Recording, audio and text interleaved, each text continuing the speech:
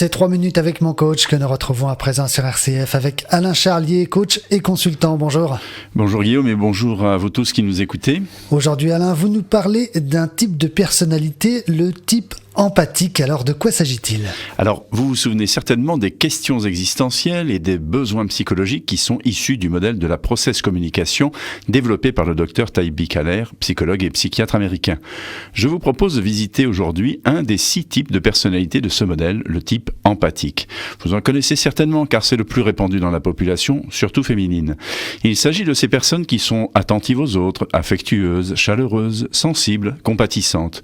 On les remarque aussi dans leur vocabulaire exprimant volontiers les sentiments, les émotions, et aussi à leur environnement de travail ou de vie qui est accueillant, confortable, personnalisé, ou encore aux soins qu'elles apportent à leur apparence physique ou vestimentaire. Elles encouragent les relations coopératives et elles détestent les conflits. Alors, qu'est-il important de connaître à propos de ces personnes ?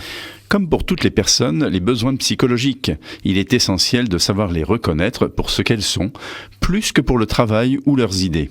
Leur question existentielle est « Suis-je digne d'être aimé ?» Donc, même si vous êtes un patron pour qui seuls les résultats comptent, prenez le temps de complimenter votre secrétaire de type empathique pour sa nouvelle coiffure ou son tailleur élégant, ou simplement de lui dire que vous appréciez de travailler avec elle.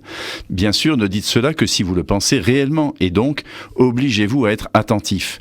N'hésitez pas non plus à lui laisser décorer elle-même son bureau. Ce sera de bon goût et ça lui fera très plaisir de travailler dans son bureau. N'est-ce pas perdre du temps dans des choses superflues pour un patron ? C'est probablement ce que pensent ceux qui ne le font pas. Pourtant, si cette secrétaire ne nourrit pas son besoin psychologique positivement, elle sera dans un premier degré de mécommunication et tentera de satisfaire son besoin de reconnaissance de façon négative, en surajoutant de l'empathie à l'excès, sous le mode « si j'en fais plus, il le verra bien et donc va m'apporter la reconnaissance ». Et si malgré cela, elle ne reçoit pas sa reconnaissance, elle va atteindre sous stress un second degré de mécommunication qui va la conduire à faire des erreurs involontaires et à se dévaloriser. Rien ne va plus, tout est de ma faute, pour qu'on lui dise « mais non, ce n'est pas grave, on vous aime quand même ». Elle va peu à peu devenir la risée de ses collègues, voire semer le doute sur sa capacité et ses compétences.